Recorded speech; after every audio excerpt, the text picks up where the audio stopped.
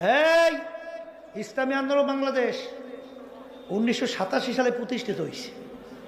অদ্যবধি পর্যন্ত আমাদের দলীয় মার্কায় একজন এমপিও কি সংসদে গেছে?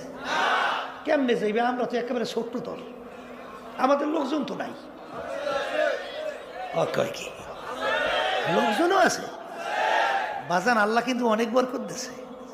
ইসলামী আন্দোলন বাংলাদেশ এখন আল্লাহর রহমতে সারা বাংলাদেশে 300 আসনে প্রার্থী দেওয়ার মতো যোগ্যতা আল্লাহ দান করছে। ইসলামী আন্দোলন বাংলাদেশ যখন দেশের বিরুদ্ধে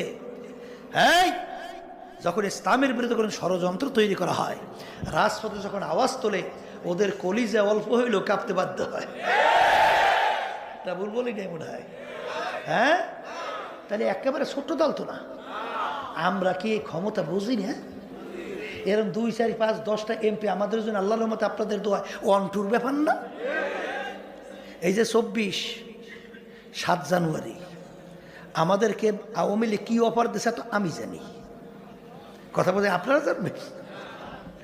এই বিরোধী দল পর্যন্ত বানানোর চিন্তাও কিন্তু করছিল, কথা বোঝেন নাই? কিন্তু ইসলামী আন্দোলন বাংলাদেশ আমরা চাই, আমরা আর সিঁড়ি হিসেবে ব্যবহার হইতে চাই না, আমরা পরগাছা হইতে চাই না।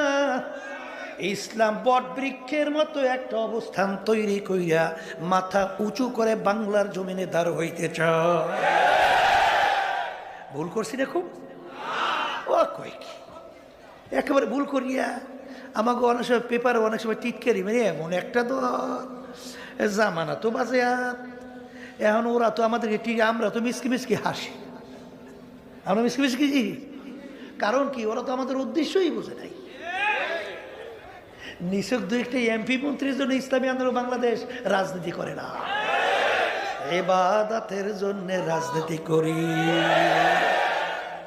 এর জন্যই তো ছাত্ররা যখন জুলাই আগস্টে যখন ন্যায় এই দাবি নিয়ে মাঠে নামছিল, তখন বাংলাদেশের ভিতরে একটা রাজনৈতিক দল তাদের ব্যানারে প্রকাশ্যে এই ন্যায়ের পক্ষে অন্যায় প্রতিবাদে রাজপথে নামছিল, সেই দলটার নাম হলো ইসলামী আন্দোলন বাংলাদেশ।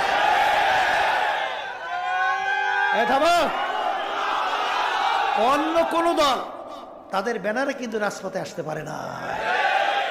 ওই ঝুঁকিটা তো এখন বোঝানো সম্ভব না, আর বলাও দরকার নেই। দেখছেন তো কথা ঠিক না বেটি? এই জন্য আমার বাজানদেরকে বলো, পর্দা আলে মা বোনদেরকে বলবো, এই বিভিন্ন কায়দায় কায়দায় আমরা ফতুয়া ঘুরে